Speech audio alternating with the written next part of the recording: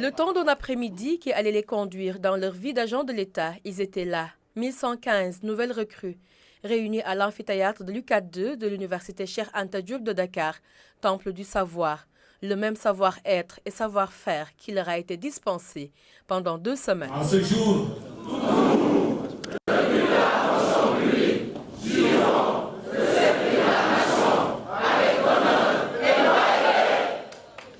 merci. Repos assis. C'est le 26 septembre 2019 que Mme Maria Massar, ministre de la fonction publique et du renouveau du service public, a présidé le lancement de la formation des nouvelles recrues. Une directive présidentielle rappelée lors du lancement du PAMA le 5 août 2019 qui consiste à faire bénéficier dorénavant les nouvelles recrues de la fonction publique d'une formation centrée notamment sur les valeurs comme le sens de l'État, l'éthique, la déontologie et l'instruction civique. En prenant une telle décision, le président de la République a la ferme volonté de faire émerger un nouveau type d'agent de l'État qui aura à cœur de promouvoir et de garantir les valeurs de la qualité de l'accueil sous toutes ses formes, téléphoniques, physiques, électroniques, mais aussi l'efficacité et le culte du résultat.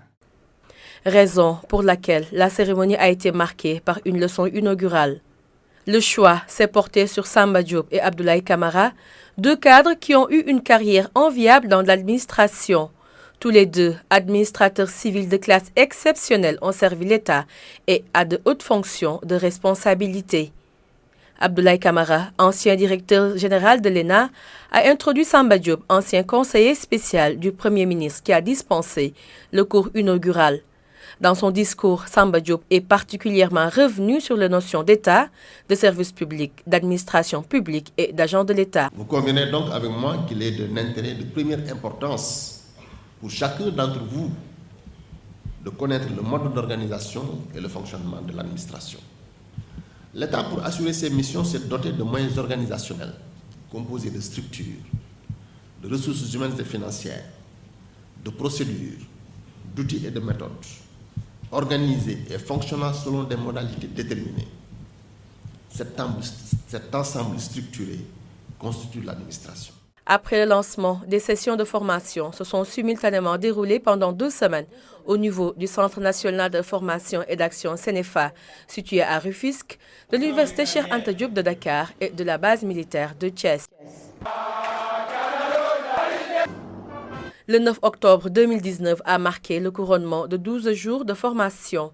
À l'issue de ces 2 semaines de formation, vous avez été familiarisé avec plusieurs thématiques relatives notamment à l'éthique et à la déontologie, au régime disciplinaire, à la gestion du courrier protégé, aux solutions informatiques dans l'administration, à l'accueil et à l'orientation des usagers, mais aussi à l'instruction civique.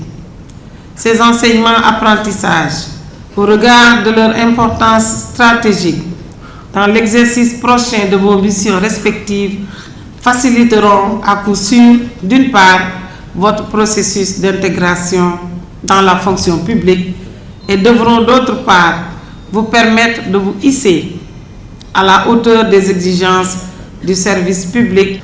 La présente session de formation a concerné 1115 agents et constitue un début de réponse appropriée pour corriger les multiples dysfonctionnements et manquements, hélas, trop souvent relevés par nos citoyens dans la manière de servir de certains agents de l'État. Pour cette édition 2019, l'armée a pleinement joué sa partition. Les cohortes ont tour à tour séjourné à la base militaire de Thiès. Le programme de formation était articulé autour de 5 modules. La formation civique et morale, le leadership transformationnel, la prévention et les secours d'urgence de niveau 1, l'ordre serré, le sport et les principes de la sécurité routière. En tout état de cause, les stagiaires ont eu un comportement exemplaire et digne et se sont parfaitement adaptés à un environnement jusqu'ici peu familier, dans des conditions pas toujours enviables, avec des journées parfois longues qui commencent à 4 heures du matin pour se poursuivre jusqu'à 22 h. Au nom de toutes les nouvelles recrues, le doyen Sall a pris la parole pour exprimer sa profonde gratitude et sa satisfaction. Nous sommes très contents.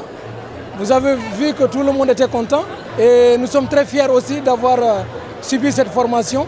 Vous avez vu aussi notre comportement devant les militaires qui nous ont formés et devant notre administration, c'est-à-dire nos autorités. Invité par le ministre de la fonction publique, le professeur Ismaïla Madior Fall s'est adressé également à l'assistance.